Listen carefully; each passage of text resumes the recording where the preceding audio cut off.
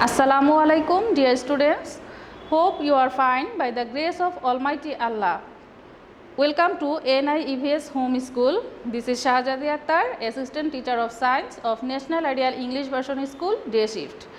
Today I am going to take a science class for class 4 students. Our today's topic is Chapter 5, Short Question Answer. Our lecture number 20 and SW number 19. So let's start our class. Chapter 5, Healthy Lifestyle.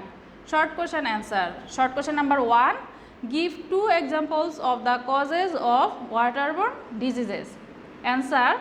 2 examples of the causes of waterborne diseases are given below. Number 1. Water can be often contaminated by urine and stools of animals or people containing germs such as bacteria.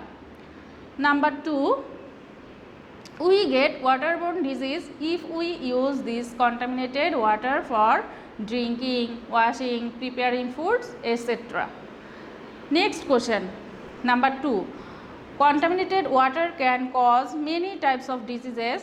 Give 3 names of waterborne diseases. Answer. Contaminated water can cause many types of diseases. 3 names of waterborne diseases are given below. Diarrhea, cholera, dysentery.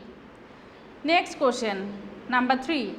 Disease can be spread through air, water, etc. What is called waterborne diseases? Answer. Waterborne diseases are the diseases caused by taking water contaminated with germs such as bacteria. Now next question. Short question number 4. Oral saline is available in markets. How can we prepare oral saline at home? Answer. Oral saline can be prepared at home by using a pinch of salt and a handful of molasses or sugar with half liter safe water. I am repeating, oral saline can be prepared at home by using a pinch of salt and a handful of molasses or sugar with half liter safe water.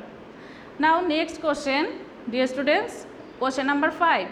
Waterborne diseases are diseases caused by taking water contaminated with germs. What are the symptoms of waterborne diseases?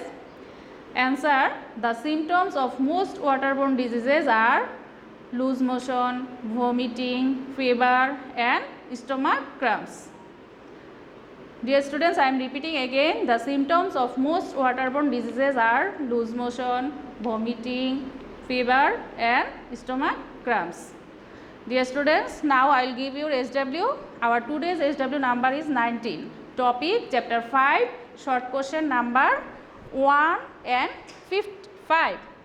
Dear students, today's SW short question number 1 and 5.